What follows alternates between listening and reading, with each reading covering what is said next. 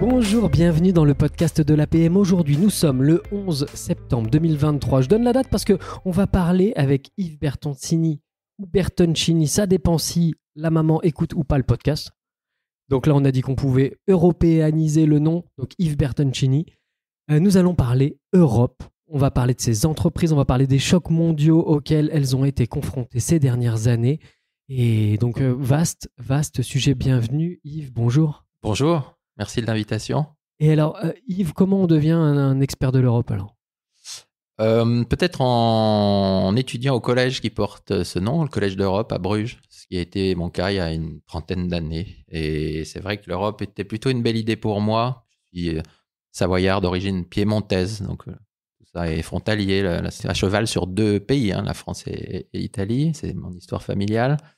Donc c'était plutôt une belle idée, mais quand on étudie un an à Bruges entre Européens, ça devient une seconde nature. Et puis après, par la suite, j'ai même été un technocrate de Bruxelles pendant quelques années à la Commission européenne. Et donc c'est le fil conducteur de ma vie professionnelle et personnelle depuis 3 décennies désormais. Donc 3 décennies à t'intéresser de près à la question de l'Europe. Par quels états émotionnels es-tu passé à travers ces 3 décennies ? Alors l'enthousiasme des années 90, je me souviens quand j'ai rejoint Bruges, j'arrivais d'Alger où j'avais fait mon service national à l'ambassade. Et c'était le début de la libre circulation. Et donc, je me souviens d'avoir franchi les frontières de la Belgique et du Luxembourg sans aucun contrôle. Alors que quand on vivait en Algérie, c'était une autre affaire, évidemment, là, en termes de contrôle frontalier. Et puis, c'est l'enthousiasme de ce moment d'après-chute du mur de Berlin qui m'avait tiré quelques larmes à 19 ans.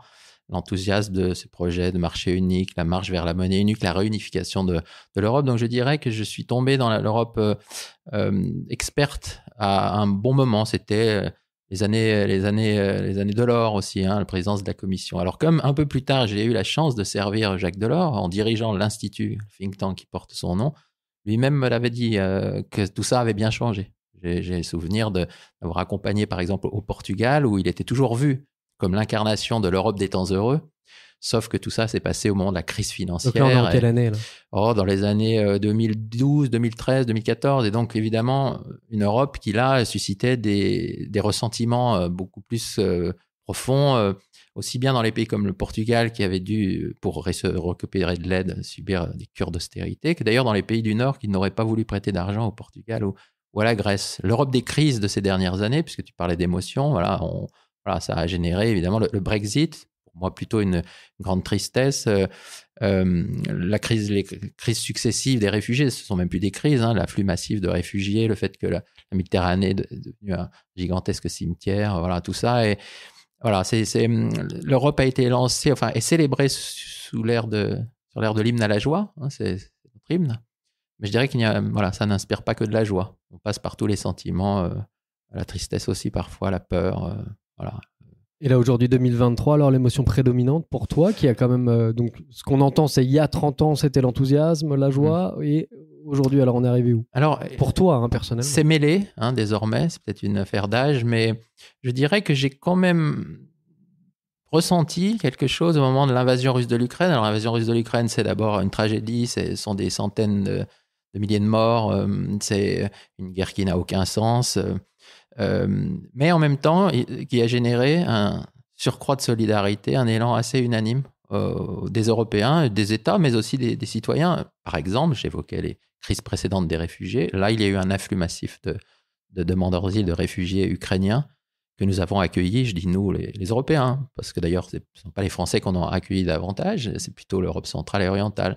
Il y a un sursaut de la mobilisation des Européens, en termes de livraison d'armes, d'assistance, de sanctions de la Russie, mais de solidarité vis-à-vis de l'Ukraine. Et puis plus largement, ça a aussi généré une forme de mobilisation sur la place de l'Europe dans le nouveau monde, qui est un monde qui devient brutal. L'invasion russe de l'Ukraine le symbolise, mais également avec les autorités chinoises qui se sont beaucoup durcies au moment de la crise pandémique. Nos alliés et amis américains qui eux aussi durcissent le ton, parce qu'ils veulent conforter leur leadership économique et technologique. Donc aujourd'hui, quand même, le dernier moment émotionnel pour moi, c'était cette je ne dirais pas cette joie, parce qu'encore une fois, c'est teinté de tragédie, mais en tout cas, cette satisfaction de voir que voilà, il y avait eu un moment civique européen que nous avions senti que les Ukrainiens étaient nos cousins, sinon nos frères et sœurs, et qu'il fallait se mobiliser pour eux. Et c'est un moment voilà, dans lequel tu t'es senti européen. Oui, absolument. Est-ce Dans ce cas-là, on peut se sentir au-delà justement de l'aspect cérébral, expert, philosophique, analytique. Voilà. On peut ressentir qu'on est européen. Et ça, c'est une question que je me posais. C'est toi qui rencontres beaucoup de chefs d'entreprise, qui va dans beaucoup de clubs pour parler de ça, de géopolitique, de parler des entreprises, mais à travers cette grille de lecture-là, ce prisme-là.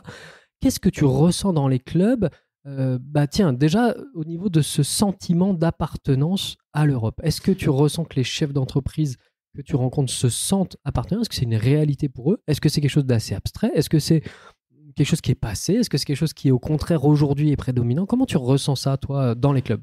Alors, la première chose que je ressens, alors c'est le provincial en moi qui parle, hein, j'évoquais mon ancrage, mes origines savoyardes, c'est l'appartenance locale. Il y a des écosystèmes, des terroirs, c'est ce qui fait la richesse d'ailleurs de la France et puis donc du vivier des clubs APM.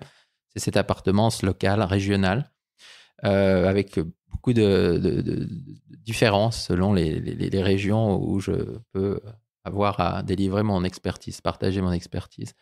Bien sûr, une appartenance nationale aussi, qui entraîne parfois un petit peu de déploration, parce que l'intérêt de l'Europe, c'est aussi qu'on peut comparer, hein, la France, l'Allemagne, l'Italie, l'Espagne, etc. Un peu de déploration, mais aussi un peu de consolation. Moi, je livre des chiffres qui, bien sûr, parfois montrent que notre pays affronte des défis redoutables, mais aussi qu'il s'en sort pas si mal sur certains registres. Quand on arrive au niveau européen stricto sensu, donc au-delà des comparaisons entre États membres, ce qui génère, je dirais, un sentiment de destin commun, je n'ose pas dire d'appartenance, c'est l'évocation des grands défis mondiaux. Voilà. Et c'est vrai qu'on a déjà parlé de la Chine et des États-Unis.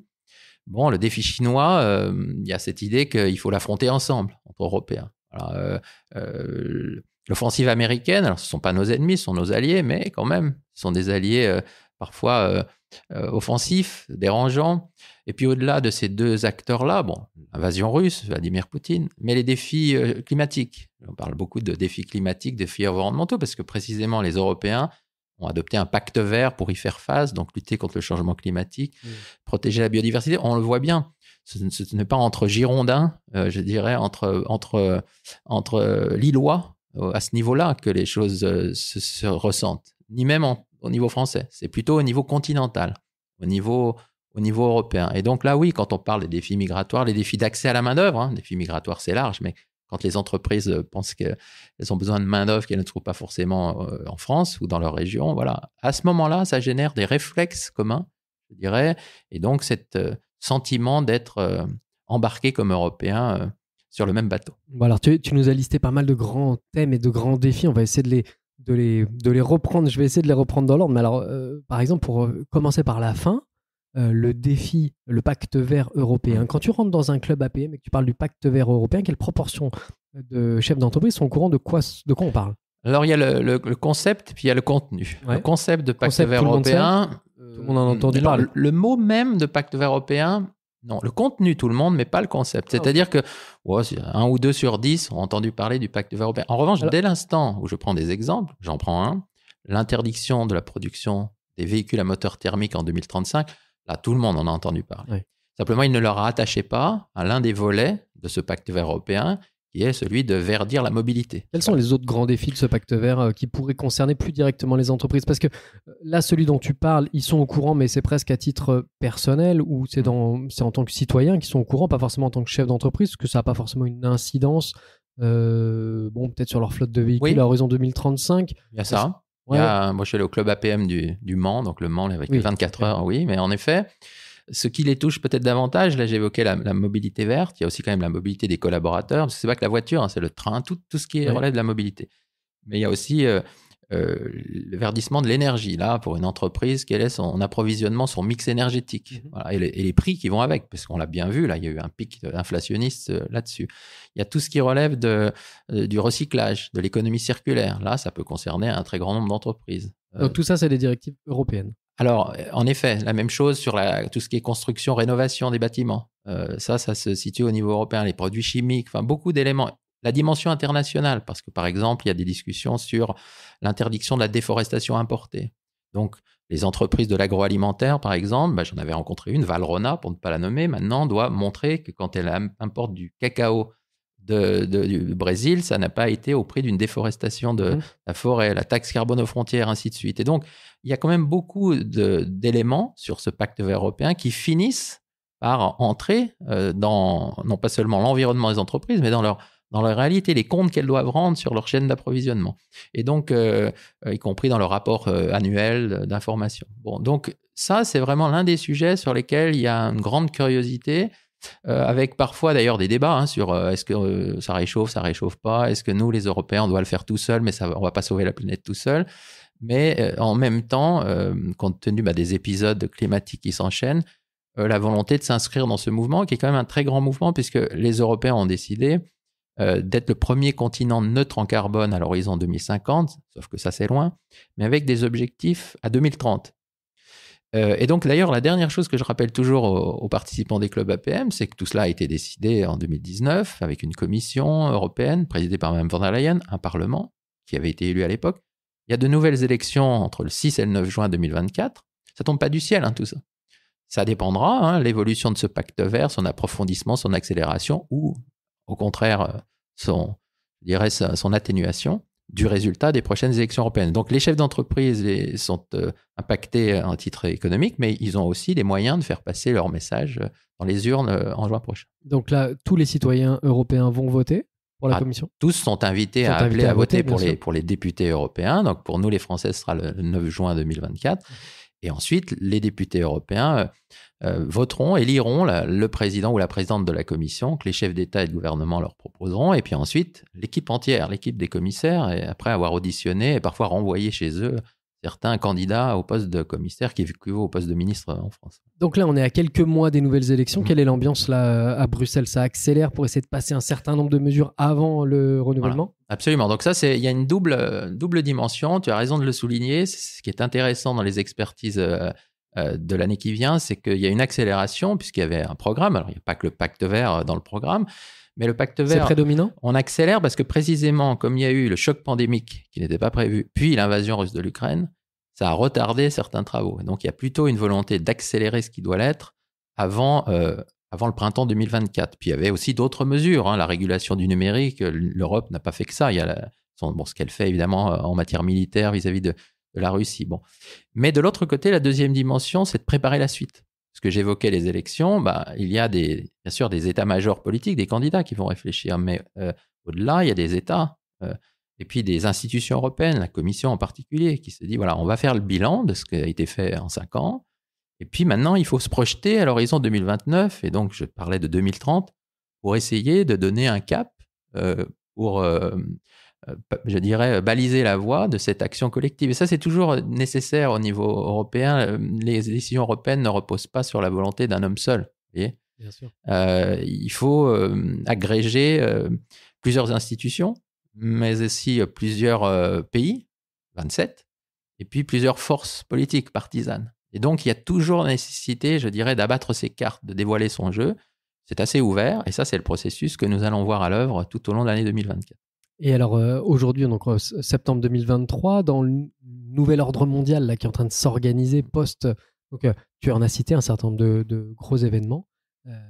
Les positions de la Chine aussi, qui bougent à horizon 2050 avec de lourdes ambitions. Quelles sont les opportunités que l'Europe détecte ou peut détecter là en ce moment, en 2023, et qui vont donner lieu à, je ne sais pas, peut-être des directions ou des orientations. Et la question subsidiaire, c'est le pacte écologique, le pacte vert.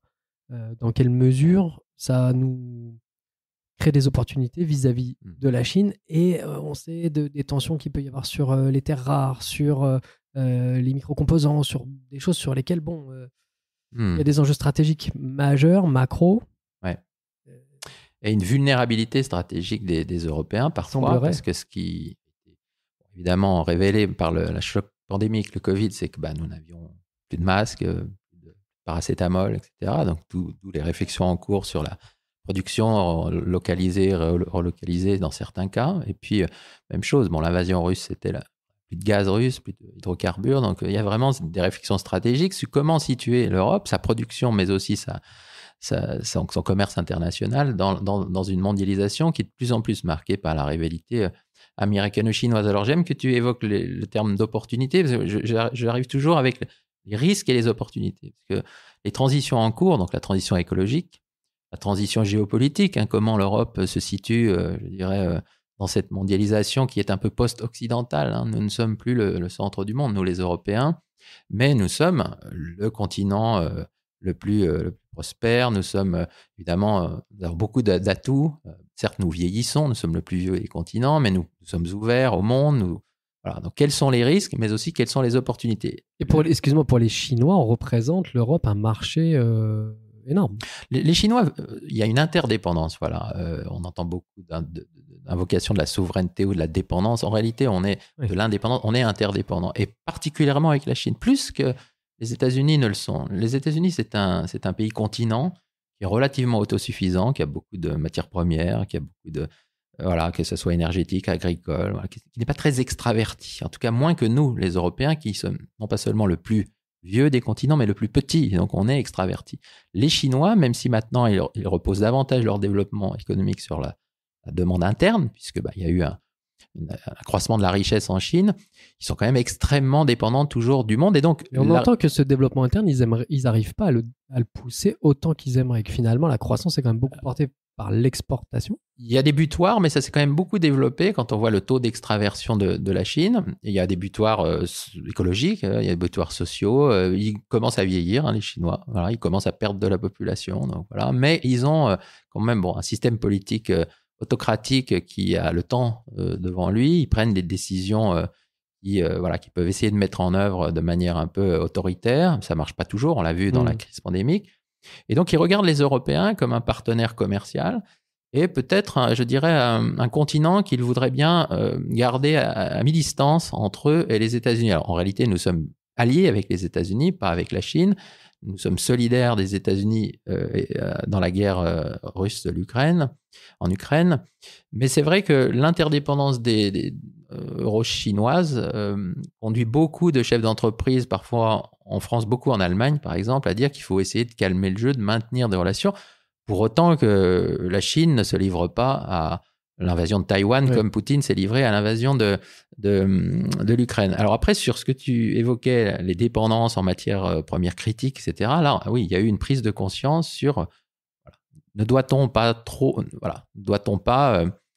je dirais, élargir nos horizons, nos approvisionnements, parce que sur certains segments, les Chinois sont ultra dominants, et qu'adviendrait-il si d'abord ils coupent l'approvisionnement ou si ils s'engagent dans une aventure militaire. Donc ça, c'est toute la réflexion que les Européens conduisent en ce moment sur où doit-on redéployer nos approvisionnements, et puis même où doit-on produire nous-mêmes sur notre continent en matière de semi-conducteurs, par exemple, en matière de cobalt, de nickel, de lithium. On a besoin de lithium pour toutes nos batteries, pour toute la transition écologique. Et donc ça génère des opportunités, non pas seulement parce qu'il y a des subventions qui sont données aux entreprises, mais ensuite, parce que les subventions, c'est fait pour donner un essor à des filières industrielles ou technologiques, mais c'est ensuite parce qu'il y a un marché à conquérir par des Européens, sinon par des Chinois. Est-ce que ça va nous obliger à revenir un peu en arrière sur des engagements écologiques? Parce qu'on sait que l'extraction et la transformation de ces terres rares,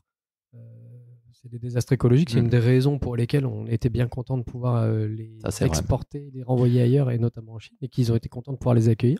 Ça, c'est vraiment les débats qui font rage et qui vont continuer sur l'équilibre entre la transition écologique qui est nécessaire et en même temps les modalités de cette transition qui peuvent être parfois répulsives et contre-productives. C'est vrai que les terres rares, moi je l'ai d'ailleurs découvert dans des clubs APM, on en a en réalité en Europe des terres rares. Pas si rare que ça. C'est pas rare, non. Mais c'est juste que leur exploitation est tellement dommageable du point de vue environnemental qu'on a laissé ça à d'autres, et en particulier les Chinois. Les mines, j'évoquais les mines de lithium. Bon, là, il y a eu des projets au Portugal, parce qu'au Portugal, il y a des réserves de lithium. Ça a suscité à chaque fois des protestations citoyennes et sociales assez amples. Alors, c'est en train de passer quand même. On le voit bien, les éoliennes qu'il faut mettre et que certains pays d'Europe ont beaucoup développé, en France, et en particulier l'éolien terrestre, ça suscite des blocages. Les Européens vont être face à des choix, je dirais, un peu cornéliens, sur la façon dont, s'ils veulent s'inscrire dans une transition écologique qui, en plus, suscite des productions en Europe, il va falloir réouvrir des mines, par exemple. Le veut-on, le peut-on? Et puis, il y a d'autres séries d'arbitrages. Je vais prendre l'exemple des voitures électriques. Alors, j'étais en Chine en juillet, entre Hong Kong et Guangzhou. Ça m'a beaucoup frappé, le développement des scooters électriques et des voitures électriques. C'est-à-dire que si nous voulons, nous, Européens, faire la transition écologique rapidement, il faut qu'on achète chinois. Mais, évidemment, c'est disponible, c'est pas cher. Mais si nous faisons cela, évidemment, nous allons être encore plus dépendants des Chinois. Mais donc, il y a un dosage à trouver. Ouais. Parce qu'en même temps, si nous ne voulons pas recourir aux produits chinois, aux technologies chinoises, je pense par exemple aux électrolyseurs pour faire de l'hydrogène aussi, électrolyseurs alcalins, c'est maîtrisé, c'est pas cher, c'est chinois. Si nous voulons, et ça je le comprends qu'on le veuille, passer à la technologie de la génération suivante, y compris avec des subventions pour solidifier notre base industrielle et technologique et puis, je dirais, réduire nos dépendances stratégiques, ça prendra plus de temps, alors que la planète, la maison brûle. Et ça va avoir un impact sur le coût de revient. Absolument. Plus élevé, donc ça coûtera plus cher. Et donc, ce sont des arbitrages assez passionnants et on en parle souvent dans les expertises APM parce qu'il peut y avoir des acteurs des filières concernées, mais je crois qu'il y a de toute manière une réflexion collective plus vaste sur cette nécessité d'organiser la transition écologique et tout en équilibrant, donc en termes de rythme, et puis en termes je dirais, de dépendance stratégique. Est-ce que ce sont les sujets qui sont tout en haut de la pile du débat dans les programmes justement des différentes organisations là, pour lesquelles on va voter pour la Commission européenne? Ou est-ce que non, ça dépasse largement ce cadre-là? Ou est-ce qu'au contraire c'est absent parce que, je sais pas. Non, mais évidemment que la transition écologique, le pacte vert, c'était d'ailleurs la première priorité de Madame von der Leyen quand elle a été élue. Ça va rester. Il suffit de vivre les étés que nous vivons ou les hivers d'ailleurs pour voir qu'il faut faire quelque chose. Alors évidemment, le débat après peut aussi dériver sur on ne va pas faire nous tout seuls les Européens parce qu'on ne sauvera pas la planète tout seul, d'où l'intérêt d'avoir des mécanismes internationaux.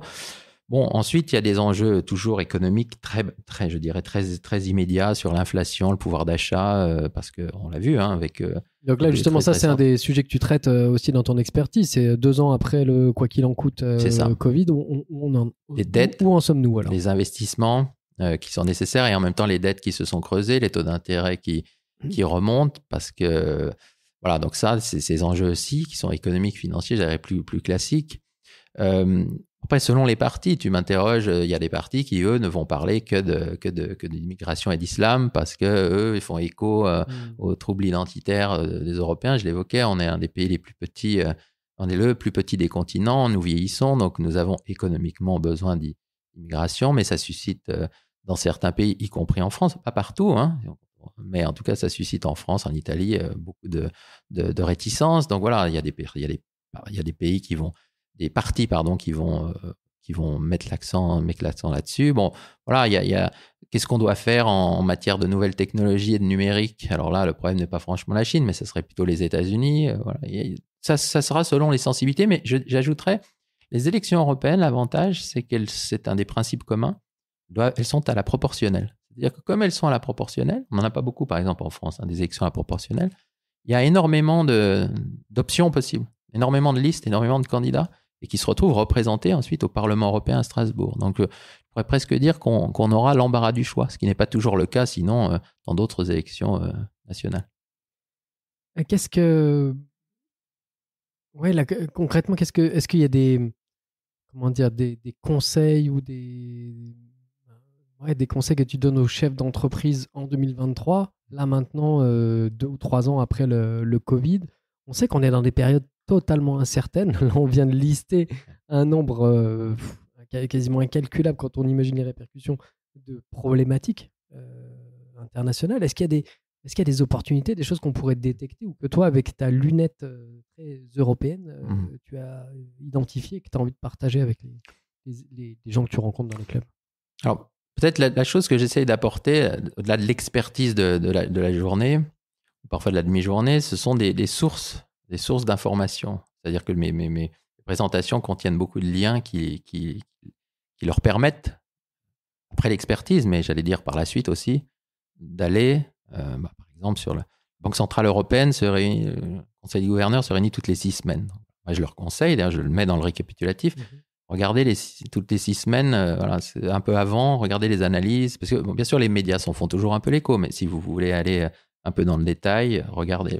J'essaye de leur donner des sources d'informations. Le deuxième Donc là, par exemple, si je prends cet exemple-là, si je vais sur le site de la Banque Centrale Européenne, j'apprends quoi? Qu'ils ont relevé encore un peu les taux d'intérêt? Certainement, mais aussi, parce que évidemment, c'est facile de prévoir le passé, les économistes le disent toujours, mais que vont-ils faire? Que vont-ils faire? Là, il y a peut-être encore 2 hausses de taux qui arrivent et c'est important de prévoir, d'anticiper parce que ça veut dire que les banques vont répercuter dans le coût de crédit des entreprises. Ce ne sont pas seulement les ménages qui accèdent à la propriété immobilière qui vont être bloqués, ça peut être les entreprises qui vont voir leur coût du crédit renchérir. Donc, peut-être essayer de développer d'autres sources, private equity, etc. Donc ça, ce sont des conseils, je dirais implicites, parce que c'est une séance sur l'environnement des entreprises qu'ils peuvent tirer de ces journées.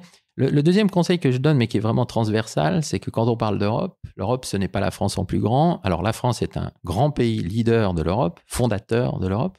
Je leur conseille avec quelques sources d'informations, de ne pas prendre pour argent comptant ce qui est dit, y compris par les autorités françaises sur l'Europe. Parce que même si, une fois de plus, les autorités françaises ont une voix qui porte très fort en Europe, traditionnellement, et même dans la période récente, il faut ensuite se mettre d'accord. Voilà. Et donc, écoutez un peu les Allemands. Et puis surtout, un autre conseil, n'écoutez pas quand on vous dit les Allemands pensent que. Parce que ça n'existe pas. L'Allemagne, c'est très pluraliste.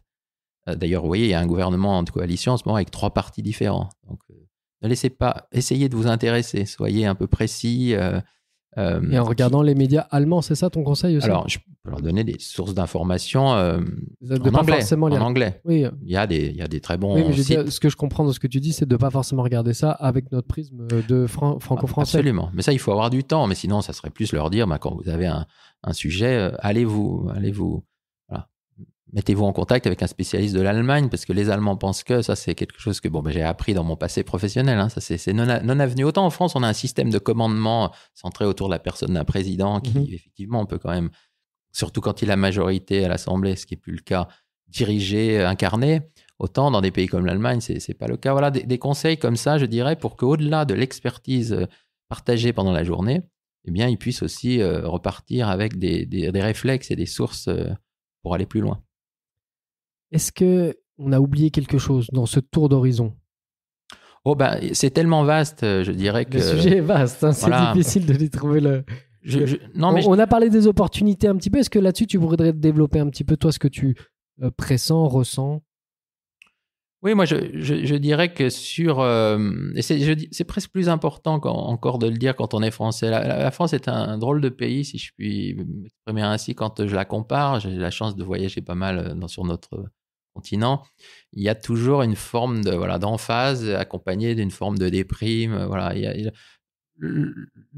La France n'est plus tout à fait le centre du monde, l'Europe non plus. Nous sommes relativement moins puissants qu'il y a un siècle. Mais il y a un siècle, c'était la colonisation. Évidemment, on contrôlait... mais est-ce que c'était si bien d'ailleurs? En tout cas, c'est plus ça. Voilà. Donc effectivement, quand on regarde une carte, c'est une carte que je partage avec les participants, une carte du monde vue de Chine ou des États-Unis. Le centre, c'est le Pacifique. Et puis nous sommes là-haut, comme sur nos cartes, l'Alaska. C'est ça l'Europe, aux yeux des Américains et des Chinois. Mais pour autant, je dis, c'est le nouveau monde, il faut s'adapter au nouveau monde.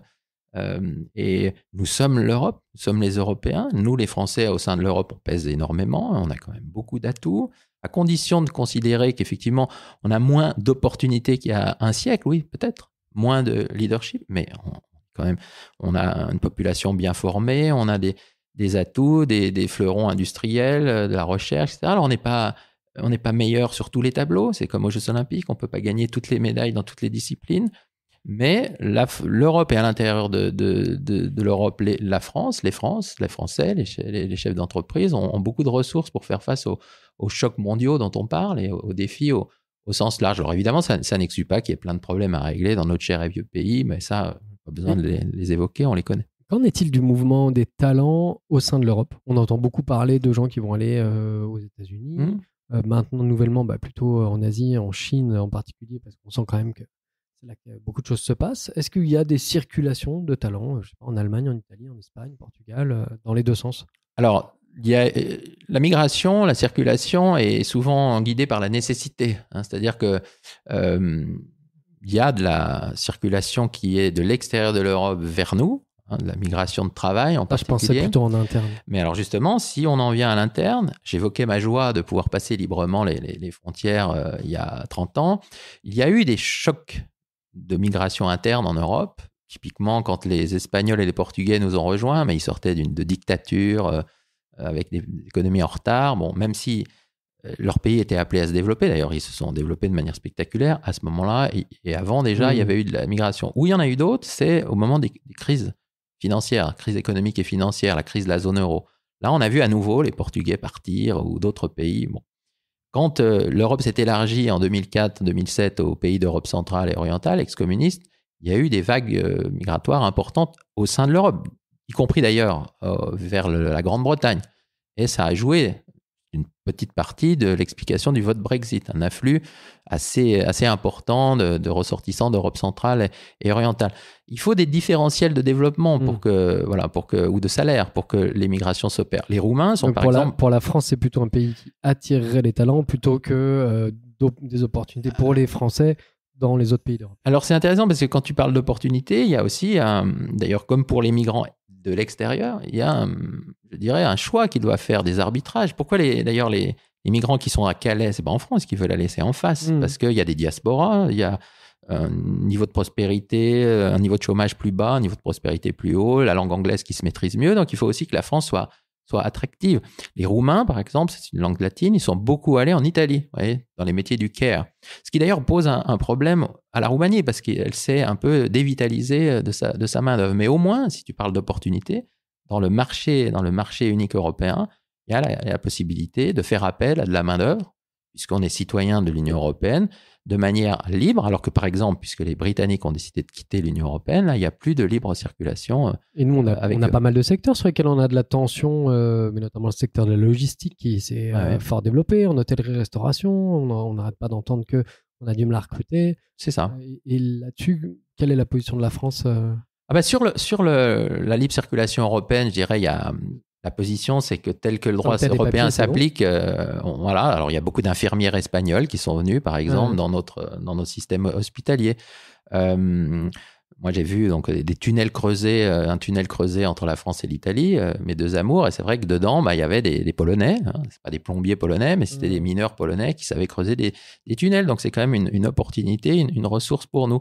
Le débat sur l'immigration extra-européenne, on le voit en France, est plus clivant, parce que là, il y a l'idée que, oui, mais il peut y avoir des problèmes d'adaptation, d'intégration socioculturelle, et que peut-être ça ne vaut pas l'investissement économique. Mais même celui mémorable sur le plombier polonais était tout aussi clivant, et je m'en suis souvenu à l'époque, parce qu'on a quand même du mal à trouver des plombiers en France, et quand on les trouve, c'est très très cher. Et pour autant, il y a quand même eu une vague de rejet du plombier polonais qui aurait été disponible et pas cher. Donc ça signale que c'est vrai que notre pays est sur le rapport à l'étranger et je dirais dans une situation qui est assez ambivalente, alors que, par exemple, en Allemagne, même s'il y a maintenant un parti Alternative Deutschland qui commence à gagner beaucoup d'importance, il y a quand même toujours, si on regarde la coalition allemande et son programme, les trois partis, une grande ouverture à l'immigration, parce que l'Allemagne a vieilli, ne fait plus beaucoup d'enfants, et qui est là un moteur économique, alors là, qui est en train de s'essouffler, qui est un accident de parcours, je dirais, mais qui a besoin de cette immigration, qu'elle soit européenne ou extra-européenne.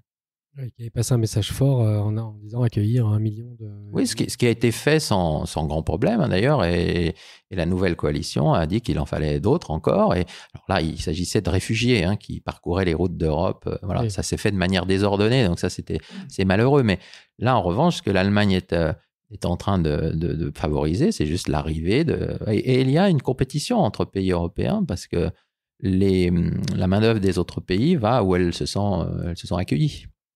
Yves, un grand merci pour ce moment passé. On arrive déjà à la fin de cette discussion passionnante avec une casquette d'Européen, une paire de lunettes d'Européen. Et ça nous a permis de regarder le monde en faisant ce petit pas de côté. Alors je dis petit pas de côté parce que effectivement dans notre quotidien. Ouais, Bah, c'est pas tous les jours qu'on met ces lunettes-là. Donc, je te remercie beaucoup pour ces éclairages. Merci à toi. C'est l'un des défis que j'essaie de relever avec les membres du club, c'est-à-dire dans une expertise qui peut être un peu atmosphérique, c'est de l'environnement des entreprises et voilà, à l'Europe, dans le monde, et bien de faire atterrir tout cela dans le quotidien local, régional, national des membres des clubs APM. Eh ben, c'est un beau challenge que tu vas relever demain, mardi 12 septembre 2023, dans mon club à Lyon, Lyon Avenir. Donc voilà. Avec grand plaisir. Et ben, je passe le bonjour à tout le club. Et puis à très bientôt. Merci pour ta venue. À bientôt. Merci de l'invitation.